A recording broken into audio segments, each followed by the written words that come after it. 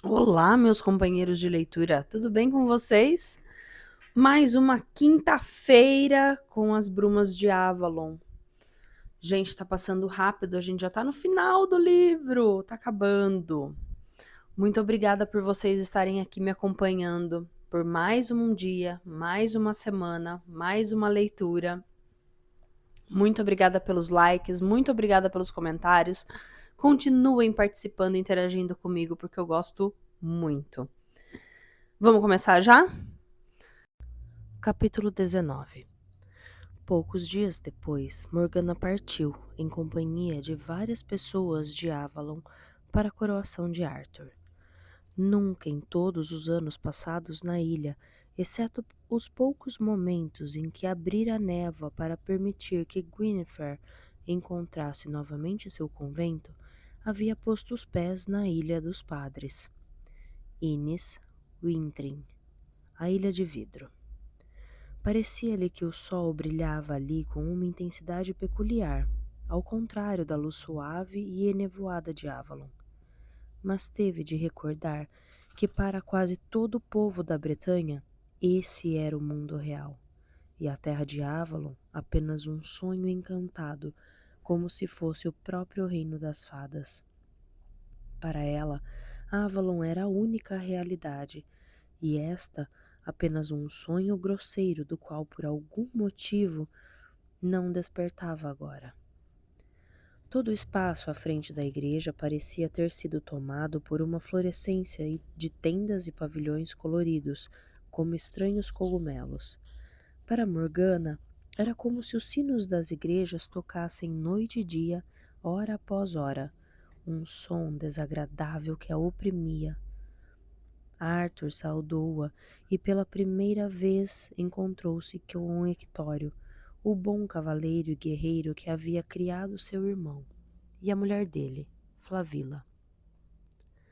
Para essa incursão no mundo lá fora, Morgana, a conselho de Viviane, deixara de lado as roupas azuis de sacerdotisa de Avalon e a sobretúnica de pele de gamo, e colocara um vestido simples de lã negra com anáguas de linho branco e um véu branco sobre o cabelo trançado. Percebeu logo que isso lhe dava um ar de uma matrona entre as mulheres bretãs. As jovens usavam os cabelos soltos e roupas de cores vistosas. Todas a tomaram por uma das mulheres de um dos conventos de Innis Wintrin, próximos da igreja, onde as irmãs usavam roupas sombrias. Morgana nada disse para reparar o equívoco, e Arthur, embora sorrisse para ela com olhos muito vivos, também silenciou. Para Flavila, ele disse: Minha mãe adotiva, muitas coisas devem ser feitas. Os padres desejam falar-lhe de minha alma, e o rei de Orkney e o pai da Galha do Norte querem uma audiência comigo. Poderia levar minha irmã até nossa mãe? Até nossa mãe, pensou Morgana, mas essa mãe tornou-se uma estranha para nós dois. Buscou em seu íntimo alguma alegria com esse encontro, e não encontrou nenhuma. Igraine ficara contente com a partida dos 2 filhos, a filha de seu primeiro e triste casamento e o filho do amor do segundo. Que tipo de mulher poderia então ser? Morgana sentiu que estava se protegendo, de coração e mente, contra esse encontro com Igraine. Pensou: eu nem mesmo me recordo de suas feições. Não obstante, ao ver Igraine, compreendeu que a teria reconhecido em qualquer lugar. Morgana esquecera-se ou apenas se recordava em sonhos de como sua voz era cheia e calorosa. Minha querida filha, mas você já está uma mulher feita. Eu sempre a vejo em meu coração como uma menina, mas você parece que está cansada e precisando dormir. Você se cansou com toda essa cerimônia? Morgana beijou a mãe, sentindo mais uma vez que as lágrimas lhe apertavam a garganta. Igraine era bela, e ela, novamente as palavras de uma semi-memória vieram ao seu pensamento. pequena e feia como a gente do povo encantado. Será que Igraine também a achava feia? Mas o que é isso? As mãos de Igraine tocaram o crescente em sua testa. Pintada como uma fada. Você acha que é conveniente, Morgana? Sou uma sacerdotisa de Avalon e uso a marca com orgulho. Respondeu numa voz seca. Esconda-a com o véu então, minha filha, ou você ofenderá a abadesa. Terá de hospedar-se comigo no convento. Morgana cerrou os lábios fortemente. Se fosse a Avalon, a abadesa esconderia sua cruz para não me ofender ou não ofender a senhora? Não quero ofendê-la, mãe, mas não seria adequado para mim hospedar-me num convento. A abadesa não gostaria, nem a senhora, sob cujas ordens estou e sob cujas leis vivo. A ideia de passar mesmo que fossem as 3 noites da coroação dentro daquelas paredes, ouvindo o toque incessante noite e dia dos irritantes sinos, esfriava-lhe o sangue. Igraine pareceu perturbar-se. Bem, seja como você quiser. Talvez fique com minha irmã, a rainha de Orkney. Lembra-se de Morgause? Ficarei feliz em hospedar minha sobrinha Morgana, disse uma voz suave, e Morgana olhou para cima para ver a própria imagem da mãe, tal como ela se recordava em sua infância, imponente, ricamente vestida com sedas brilhantes, com joias e o cabelo trançado numa brilhante coroa sobre a testa. Ora, você era uma menina tão pequena e agora já é mulher e sacerdotisa. Morgana foi envolvida por um abraço cálido e perfumado. Bem-vinda, sobrinha. Sente-se aqui ao meu lado. Como vai nossa irmã Viviane? Ouvimos coisas muito importantes sobre ela, que é a força motora de todos os grandes acontecimentos que levaram o filho de Graine ao trono. Nem mesmo Lot poderia se opor a alguém apoiado pelo Merlin, pelo povo encantado e por todas as tribos e todos os romanos. E assim seu irmãozinho vai ser rei. Você virá para a corte, Morgana, servir de conselheira como Uther deveria ter feito com a senhora de Avalon? Morgana riu, sentindo-se relaxar ao abraço de Morgause. O rei fará o que lhe parecer conveniente, e essa é a primeira lição que devem aprender todos os que se aproximam dele. Acho que Arthur é bastante parecido com Uther para aprender isso sem precisar de muitas lições. Ah, não há dúvida sobre quem foi seu pai.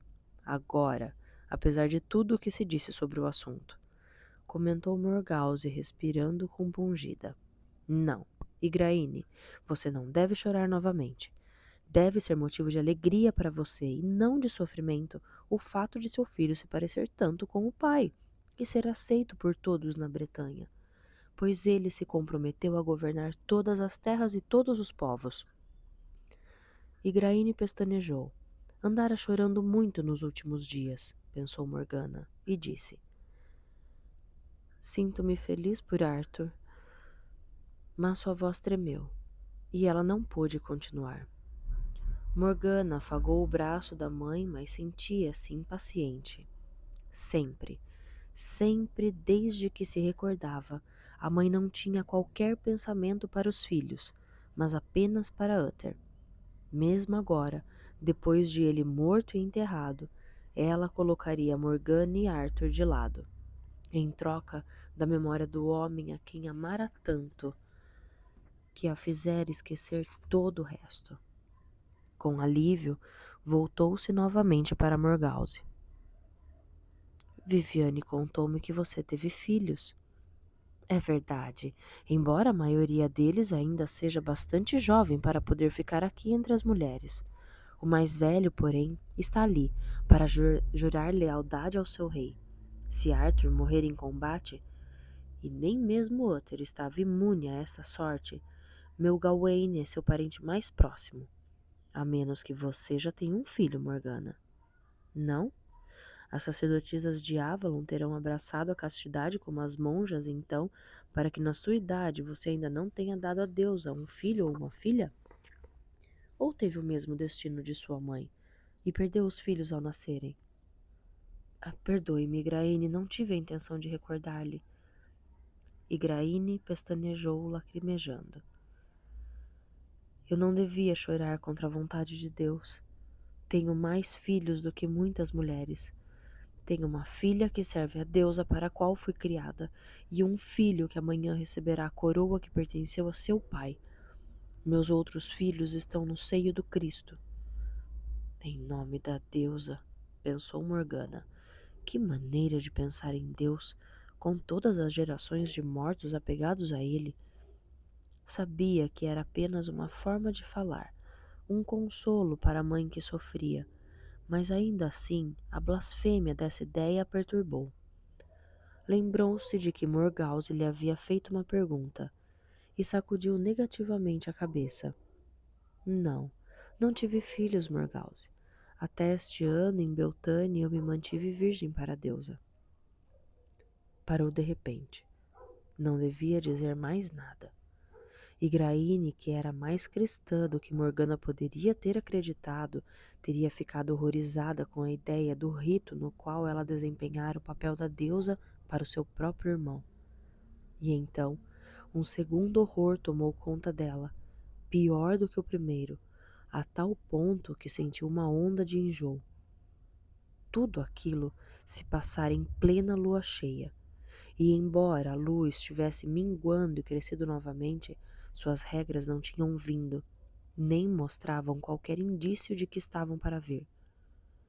Sentira-se aliviada por não ter esse incômodo durante a coroação, e julgara tratar-se de uma reação à grande magia.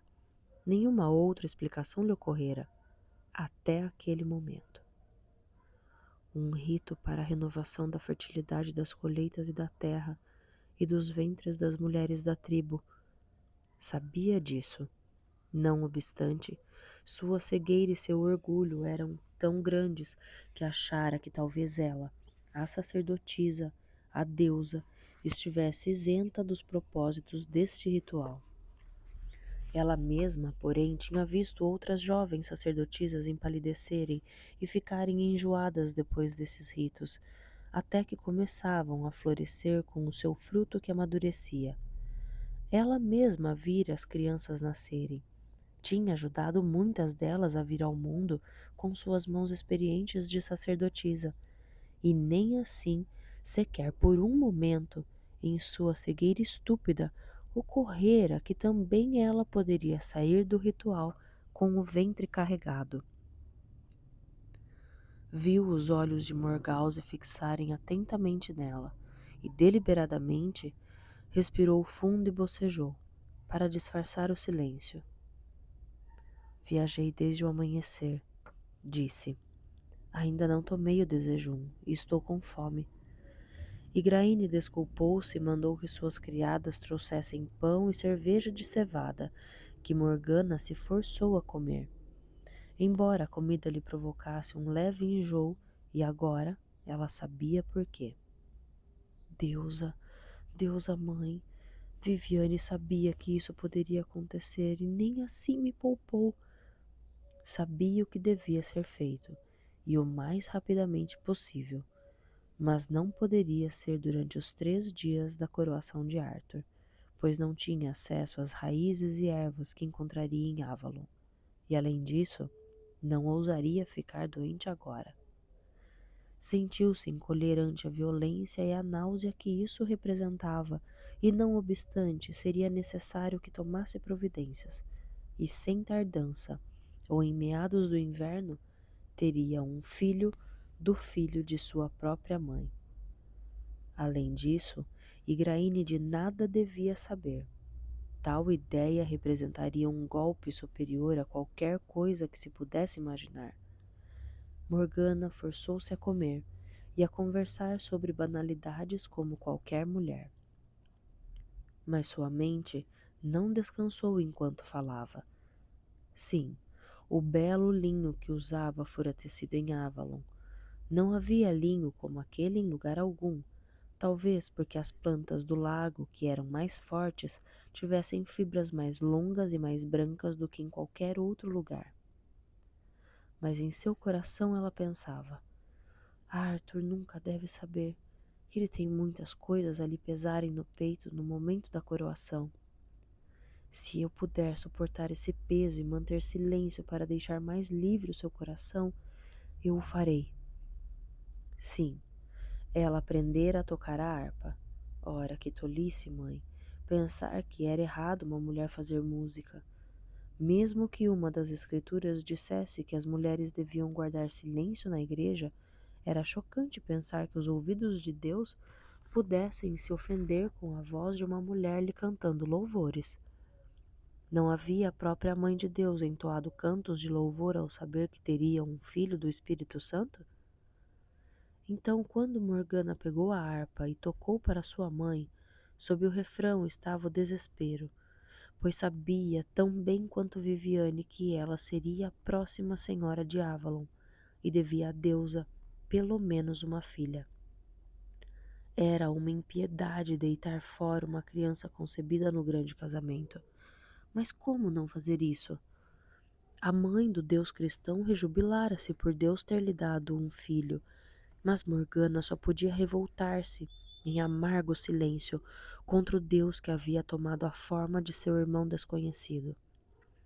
Estava habituada a levar sua vida em 2 níveis ao mesmo tempo, mas mesmo assim, o esforço refletia-se em seus lábios pálidos e na voz, tensa, e ficou feliz quando Morgause a interrompeu.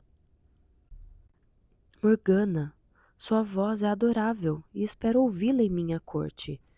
E Igraine, eu gostaria de ver você muitas vezes antes que a festa da coroação termine, mas devo voltar para ver como está o meu bebê.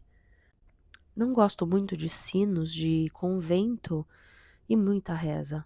E Morgana parece cansada da viagem. Vou levá-la para minha tenda e fazê-la repousar, para que esteja recuperada pela manhã, a fim de ver a coroação de Arthur. Igraine não se deu ao trabalho de disfarçar o alívio que sentiu. Sim, estarei no ofício do meio-dia, disse.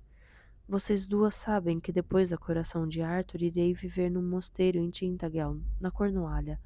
Arthur pediu-me que ficasse com ele, mas dentro em pouco, espero, ele terá uma rainha e não precisará de mim. Sim, insistiram com Arthur para que se casasse, e logo. Morgana imaginou qual desses pequenos reis conseguiria a honra de ser o sogro do grande rei. E meu filho poderia ter sido herdeiro de uma coroa. Não, não, não quero nem mesmo pensar nisso. E mais uma vez a raiva a dominou, sufocando-a. Por quê? Por que Viviane lhe fizera isso? Dispor tudo de tal forma que eles dois, Arthur e Morgana, pudessem desempenhar uma pantomima de deuses e deusas. Seria apenas isso? Igraine beijou e abraçou as duas, prometendo vê-las novamente mais tarde.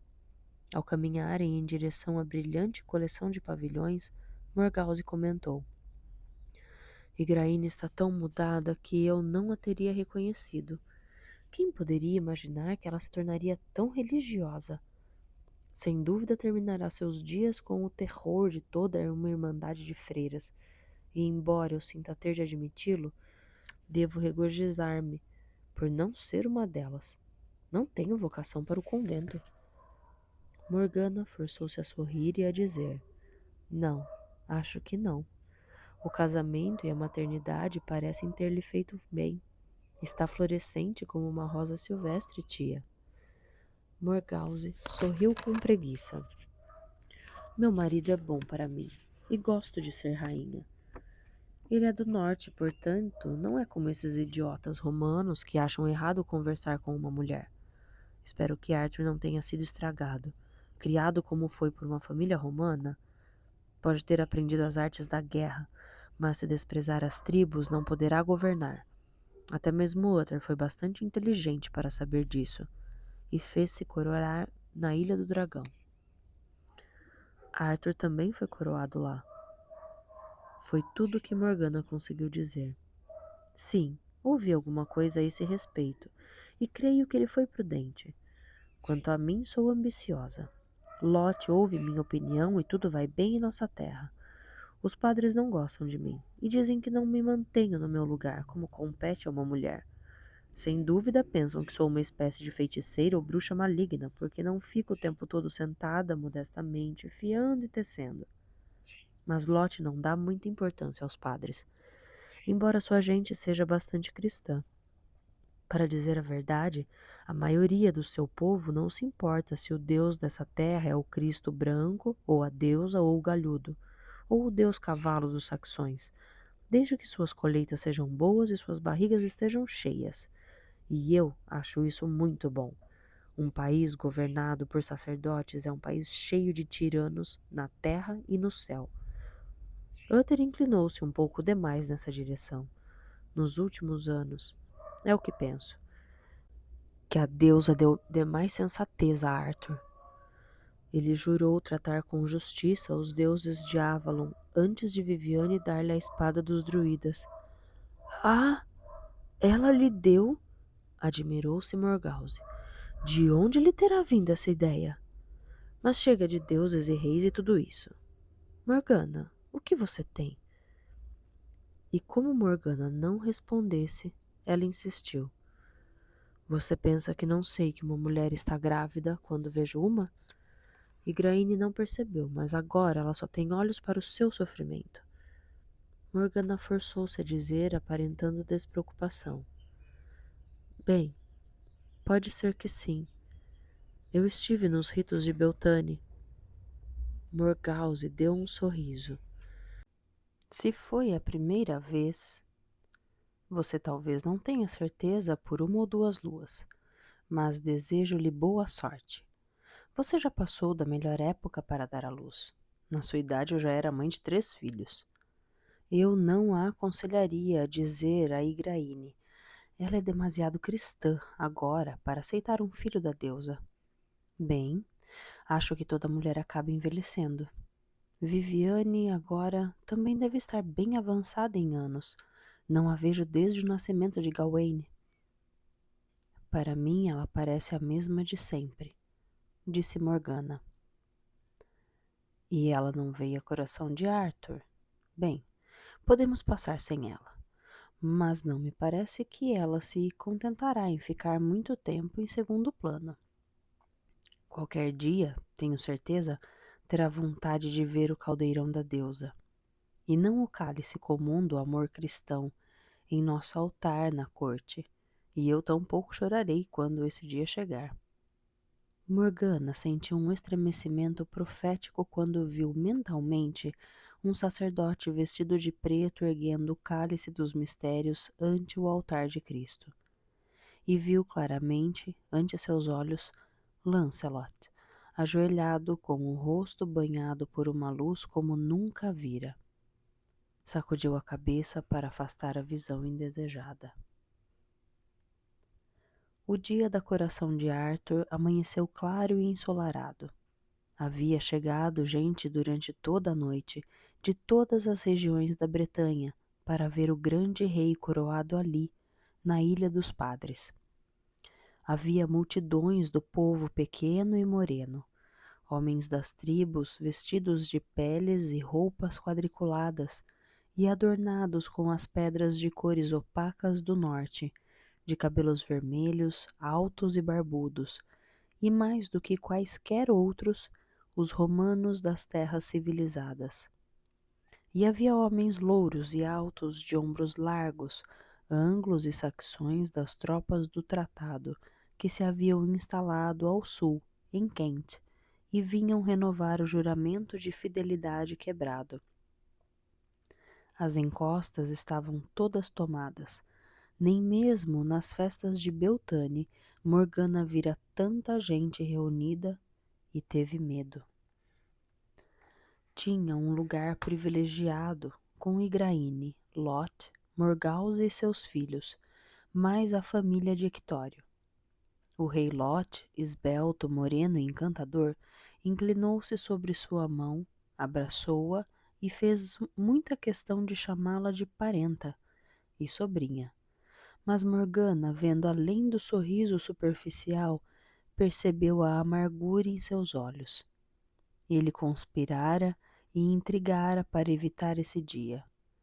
Agora seu filho Gawaine seria proclamado o herdeiro mais próximo de Arthur. Bastaria isso para suas ambições, ou continuaria ele a trabalhar para solapar a autoridade do grande rei? Morgana observou-o bem e descobriu que não gostava dele. Nesse momento, os sinos da igreja tocaram, e um grito ecoou por todas as encostas que dominavam o terreno plano da igreja, de onde saiu um jovem esbelto, em cujos cabelos dourados se refletia o sol. Arthur, pensou Morgana, o jovem rei, como um herói da lenda, com aquela grande espada na mão. Embora não pudesse ouvir as palavras de onde estava, viu o padre colocar em sua cabeça a estreita coroa de ouro de Uther. Arthur levantou a espada da mão e disse alguma coisa que ela não pôde ouvir, mas que foi repetido de boca em boca. Quando entendeu, Morgana sentiu a mesma emoção que experimentara ao vê-lo sair vencedor e coroado por ocasião da vitória sobre o Gamo-rei. Para todos os povos da Bretanha, disse ele, minha espada para a vossa proteção e minha mão para a justiça. E então Merlin adiantou-se, em suas roupas brancas de cerimônia. Ao lado do venerável bispo de Glastonbury, ele parecia suave e delicado. Arthur inclinou brevemente a cabeça ante os dois, tomando cada um deles pela mão. A deusa deu-lhe a intuição de fazer isso, pensou Morgana, e na mesma hora ouviu Lot dizer a mesma coisa. Muito esperto, isso de colocar Merlin e o bispo lado a lado, num gesto simbólico de que será aconselhado por ambos. Morgause disse, não sei com quem ele estudou, mas creia-me, o filho de Uther não é tolo. É nossa vez, disse Lot, erguendo-se e estendendo a mão para Morgause. Vamos, senhora, não se preocupe com aquele bando de velhos e de padres. Eu não me envergonho de demonstrar que você participa comigo de tudo, em igualdade de condições. Pena que Uther não fizesse o mesmo com a sua irmã. Morgause teve um sorriso pérfido. Talvez seja sorte nossa que Graine não tivesse a força de vontade para insistir nisso. Morgana levantou-se, tomada de um súbito impulso, e avançou com eles. Lot e Morgause, cortesmente, fizeram-lhe um gesto para que fosse à sua frente. Embora não se ajoelhasse, ela curvou a cabeça lentamente. Trago-vos a homenagem de Avalon, meu senhor Arthur, e daqueles que servem a deusa. Atrás dela ouviu os padres murmurando e viu Igraine entre as irmãs de roupas negras do convento. Ela ouviu Igraine como se as palavras tivessem sido pronunciadas. Ousada, impaciente, já era teimosa desde criança. Obrigou-se a não ouvir. Era uma sacerdotisa de Avalon e não uma dessas galinhas domésticas de Deus.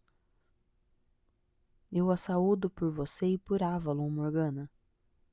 Arthur tomou-a pela mão e colocou-a junto no lugar onde estava. Presto-lhe todas as honras como a única filha de minha mãe e duquesa da Cornualha, por direito próprio, querida irmã. Soltou-lhe a mão e Morgana inclinou a cabeça para não desmaiar, porque seus olhos haviam se turvado e a cabeça girava. Por que tenho de sentir isso agora? Culpa de Arthur. Não, não dele, mas da deusa. É a vontade dela e não a nossa. Lot deu um passo à frente, ajoelhando-se ante Arthur, que o ergueu. Bem-vindo, querido tio. Esse mesmo querido tio, pensou Morgana, Se não me engano, teria visto com satisfação a sua morte quando criança. Lot de Orkney, você defenderá suas praias contra os nortistas e virá em minha ajuda se o litoral da Bretanha for ameaçado? Sim, parente, eu o juro. Ordeno-lhe então que mantenha o trono de Orkney e Lothian em paz, e nunca o reivindicarei, nem lutarei contra você por eles, declarou Arthur, inclinando-se ligeiramente para beijar Orkney no rosto. Que você e sua esposa reinem bem e por muito tempo no norte, tio. Lot levantou-se e disse: Peço-vos permissão para apresentar-vos um cavaleiro para a vossa companhia, solicitando-vos que façais dele um de vossos homens, senhor Arthur, meu filho Gawaine. Gawaine era alto, corpulento e parecia uma versão masculina de Igraine e da própria Morgause. Cachos vermelhos coroavam-lhe a cabeça e, embora não fosse muito mais velho do que Arthur, na verdade, pensou Morgana, devia até mesmo ser um pouco mais novo, pois Morgause só se casara depois do nascimento de Arthur. Já era um jovem gigante de 1,80 m. Ajoelhou-se diante de Arthur, que o ergueu e abraçou. Bem-vindo, primo. Terei prazer em fazer de você o primeiro de meus companheiros. Espero que se junte aos meus amigos e seja recebido por eles, disse, e fez um aceno de cabeça para os 3 jovens que estavam de pé ao lado. Lancelot, Gawaine é nosso primo. Este é Kai e este, Bedwyr. São meus irmãos de criação. Agora eu tenho companheiros, como os tinha aquele Alexandre dos gregos. Morgana passou o dia vendo como os reis de toda a Bretanha vinham jurar lealdade ao trono do grande rei e unir-se a ele na guerra para defender o seu litoral. O louro rei Pellinore, senhor do país do lago, dobrou o joelho à frente de Arthur e pediu permissão para partir, antes mesmo do fim das comemorações. O que, Pellinore? Perguntou Arthur rindo. Você, que julguei fosse o meu mais dedicado amigo aqui, já quer me abandonar tão cedo? Recebi notícias de minha terra, senhor, de que um dragão está atacando ali, e jurei persegui-lo até a morte. Arthur abraçou-o e entregou-lhe um anel de ouro. Não impedirei que um rei volte para junto de seu povo quando este precisa dele. Vá, vença o dragão e traga-me sua cabeça, depois de matá-lo. Já se aproximava a noite, quando finalmente todos os reis e nobres terminaram de jurar fidelidade ao seu grande rei. Arthur era apenas um rapaz, mas demonstrou durante a longa tarde uma cortesia inabalável, falando a toda pessoa que chegava como se fosse a primeira. Sua Morgana, treinada em Avalon na leitura do rosto, notou os sinais de cansaço em seu semblante, mas finalmente terminou, e os servos começaram a servir o banquete. Morgana esperava que Arthur se sentasse para comer em meio ao círculo de jovens que nomeara seus companheiros. O dia fora longo, ele era jovem e cumprira seu dever com uma atenção concentrada. Mas, em lugar disso, ele tomou lugar entre os bispos e reis mais velhos do conselho de seu pai, e Morgana teve o prazer de ver Merlin entre eles. Afinal de contas, Taliesin era seu avô, embora ela não estivesse certa de que Arthur soubesse disso. Quando acabou de comer, e o fez como um rapaz faminto ainda em crescimento, levantou-se e abriu caminho entre os convidados.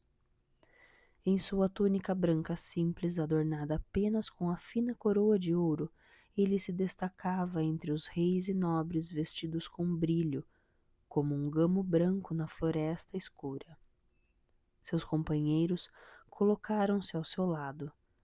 O enorme e jovem Gawaine e Kai, moreno, de feições romanas semelhantes à águia e um sorriso sardônico, Quando se aproximou de Morgana, ela notou que o rapaz tinha uma cicatriz no canto da boca, ainda vermelha e feia, que repuxava seu rosto para cima num esgar desagradável.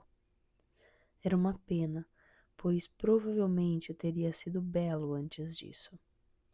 Lancelot, ao lado dele, parecia bonito como uma moça.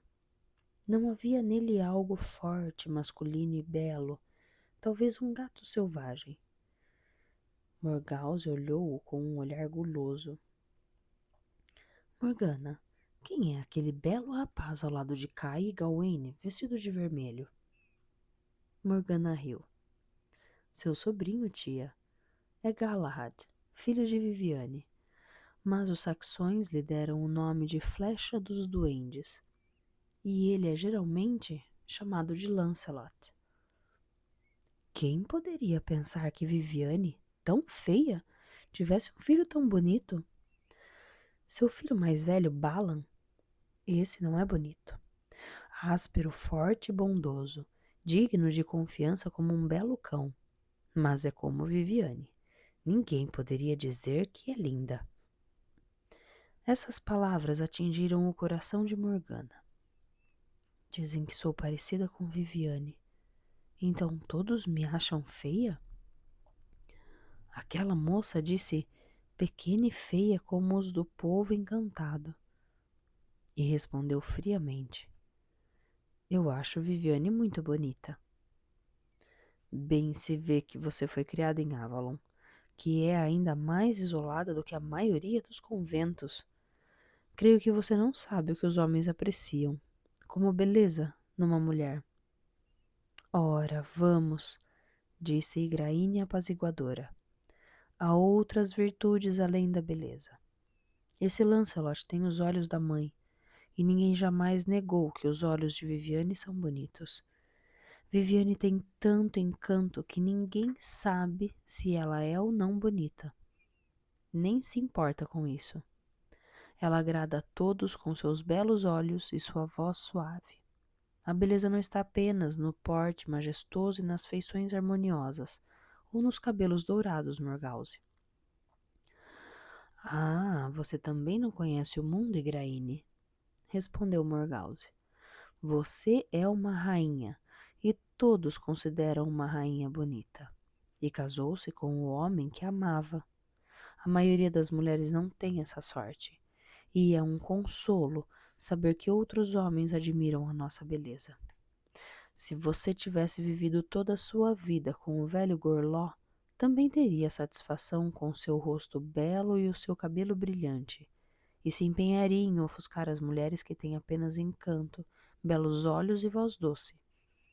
Os homens são como crianças. Veem apenas a primeira coisa que querem. Um seio cheio. Irmã! Exclamou Igraine e Morgause juntou com um sorriso malicioso. Ah, sim, foi fácil para você ser virtuosa, irmã, já que o homem amado era um rei. Em geral não se tem tanta sorte. E você não sente amor por Lot depois de todos esses anos, Morgause? Morgause deu de ombros.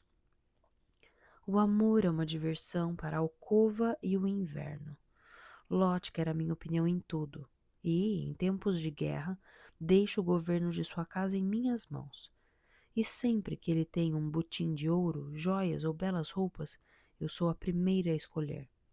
Sou-lhe grata por isso, e ele nunca teve a menor sombra de razão para pensar que cria o filho de outro homem. Mas isso não significa que eu deva ser cega, quando um jovem tem belas feições e os ombros de um touro novo, ou quando ele vê com interesse sua rainha. Não tenho dúvidas de que para Morgause isso parece ser uma grande virtude, e ela se vê como uma rainha virtuosa, pensou Morgana. Pela primeira vez em muitos anos, sentiu-se confusa, sabendo que a virtude não podia ser definida com tanta simplicidade. Os cristãos valorizavam a castidade acima de tudo, enquanto em Avalon a virtude mais alta era entregar o corpo ao deus ou deusa em união com todo o fluxo da natureza. Para cada um dos dois lados, a virtude do outro constituía o mais grave pecado e manifestação de ingratidão para com o seu Deus. Se um deles estava certo, o outro era necessariamente um mau. Parecia-lhe que os cristãos estavam rejeitando a mais sagrada das coisas sob o céu, e para eles, ela não seria muito mais do que uma prostituta. Se falasse das fogueiras de Beltane como de um dever sagrado para com a deusa, até mesmo Igraine, criada em Avalon, olharia com espanto e pensaria que algum diabo falava por seu intermédio. Voltou o olhar para os jovens que se aproximavam. Arthur, louro e de olhos cinzentos. Lancelot, esbelto, gracioso, e o enorme Gawain, de cabelos vermelhos, mais alto do que os outros, como um touro junto de dois belos cavalos espanhóis. Arthur fez uma reverência para sua mãe. Minha senhora, mas corrigiu-se. Minha mãe, o dia lhe foi cansativo? Tanto quanto para você, meu filho. Senta-se conosco? Por um momento, sim. Arthur, ao sentar-se, embora tivesse comido bem, apanhou distraidamente um punhado de doces que Morgana havia tirado do prato. E isso lhe lembrou outra vez como Arthur era jovem.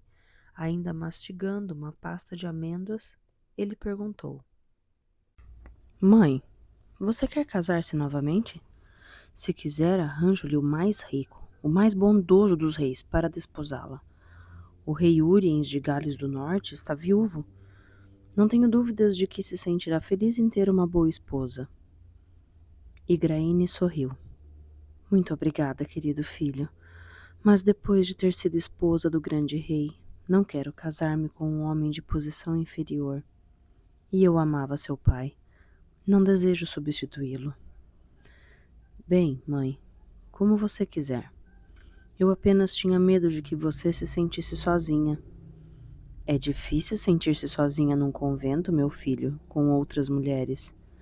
E Deus está ali. Morgause comentou. Preferia viver num eremitério, na floresta, do que numa casa cheia de mulheres faladeiras. Se Deus estiver ali, deve ser difícil para ele conseguir dizer uma palavra. Por um momento, Morgana reviu a jovial mãe de sua infância, quando Igraine respondeu. Imagino que, como ocorre com todo marido cheio de mulheres, ele passe a maior parte do tempo antes ouvindo suas esposas do que falando com elas. Mas se nos esforçarmos para ouvir a voz de Deus, ela não estará muito distante. E terá você alguma vez ficado calada por tempo suficiente para escutá-lo e ouvi-lo, Morgause? Rindo, Morgause fez um gesto, como um lutador que admite ter sofrido um golpe. E você, Lancelot?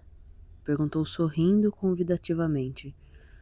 Já está noivo ou mesmo casado? Ele riu e sacudiu a cabeça. Ah, não, minha tia. Sem dúvida, meu pai, o rei Ban, me encontrará uma esposa. Mas agora desejo seguir meu rei e servir a ele. Arthur, sorrindo para o amigo, colocou a mão em seu ombro. Com meus dois fortes primos aqui, estou tão bem protegido quanto qualquer um dos próprios Césares. Igraine disse suavemente. Arthur, creio que Kai está com ciúmes. Diga-lhe uma palavra amável. Morgana, ouvindo isso, olhou para Kai, para sua aparência triste com a cicatriz. Realmente deveria ser difícil para ele, depois de muitos anos pensando que Arthur era o desprezado bastardo de seu pai, ser agora suplantado pelo irmão mais novo. Um irmão mais novo transformado em rei. E ver esse irmão cercado de dois novos amigos, aos quais dera seu coração. Arthur disse, quando esta terra estiver em paz, encontraremos esposas e castelos para todos vocês, sem dúvida. Mas você, Kai, ficará comigo como meu camarista. Estou satisfeito com isso, irmão. Perdoe-me. Eu deveria dizer meu senhor e rei. Não, insistiu Arthur, voltando-se para abraçá-lo. Deus me castigue se alguma vez lhe pedir, irmão, que me chame de outra coisa. Igraine engoliu em seco. Arthur, quando você fala, por vezes tenho a impressão de estar ouvindo a voz de seu pai. Gostaria, para meu próprio bem, senhora, de tê-lo conhecido melhor. Mas sei também que um rei nem sempre pode fazer o que quer, como não o pode também uma rainha. Pegou a mão de Igraine e beijou-a.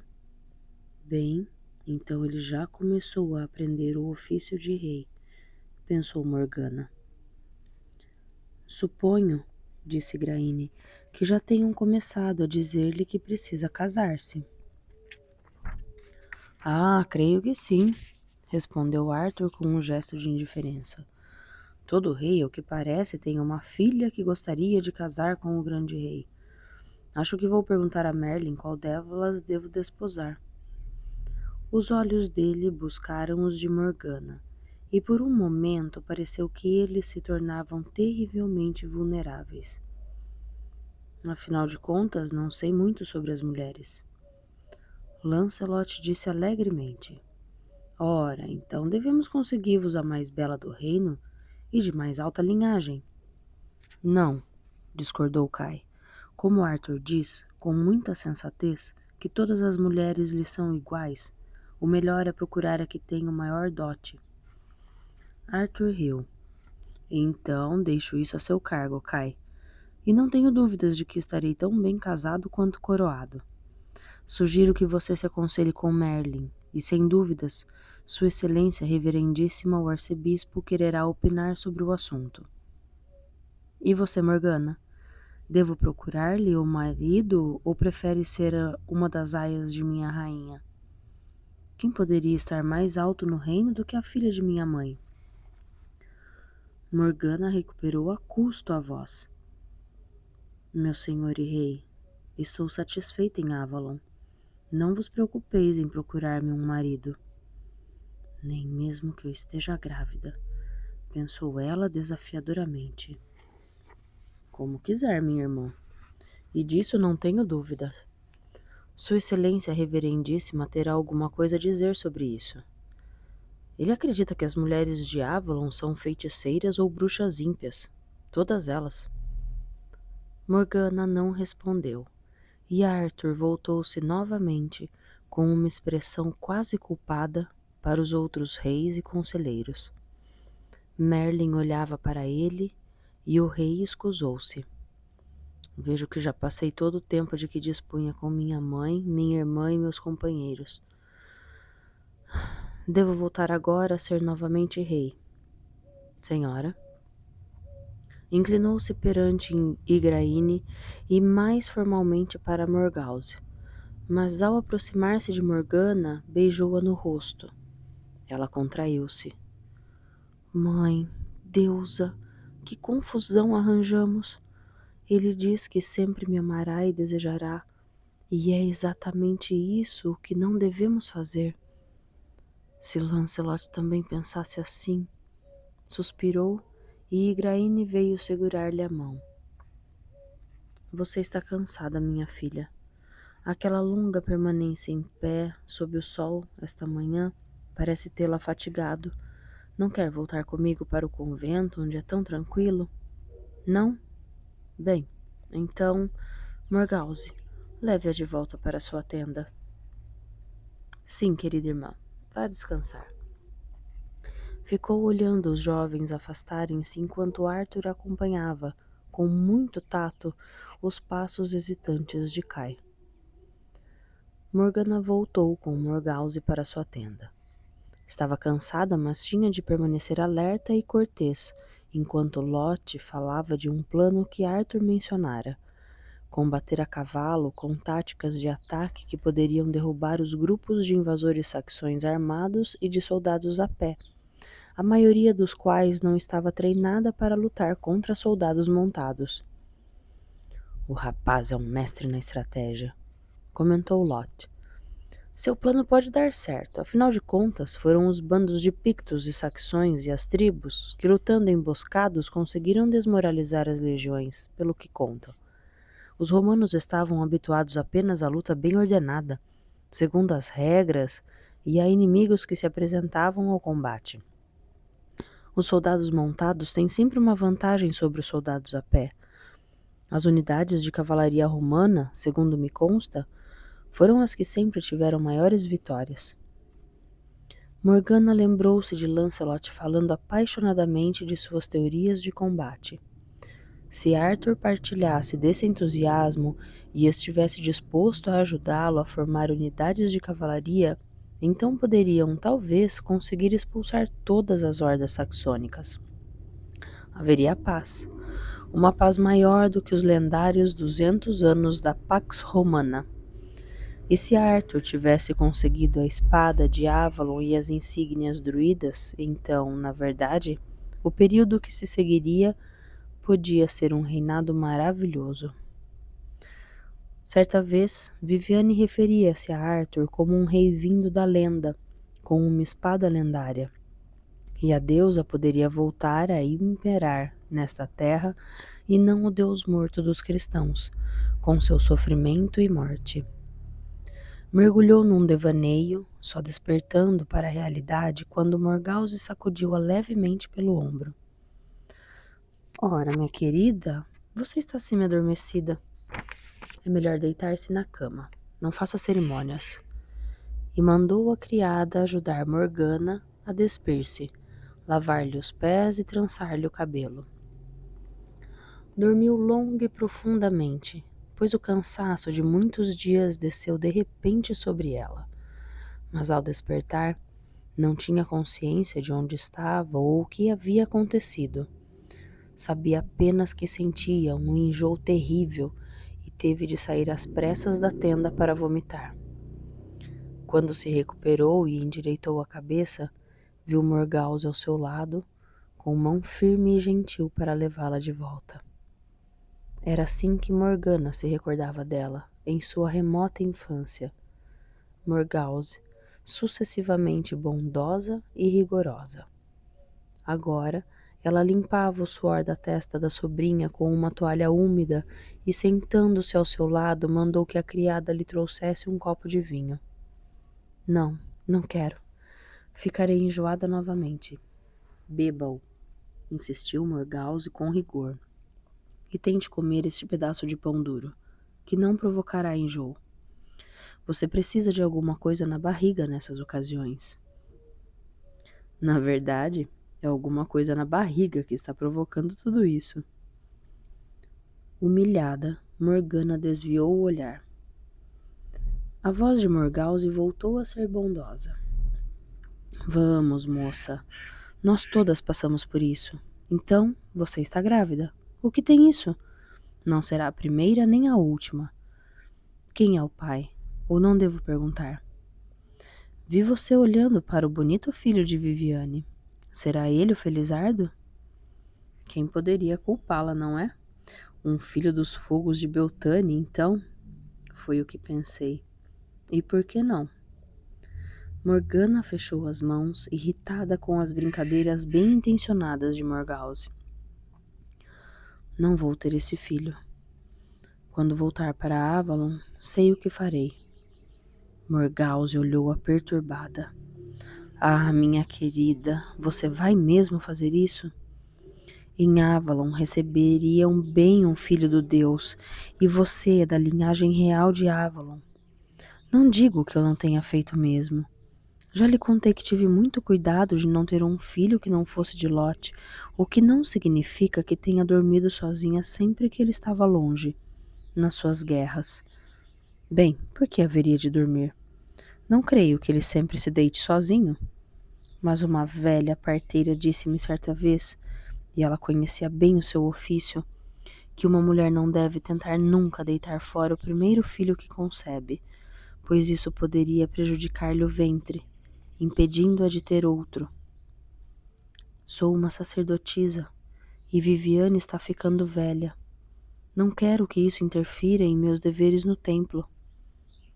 Mesmo ao falar, Morgana sabia que estava escondendo a verdade.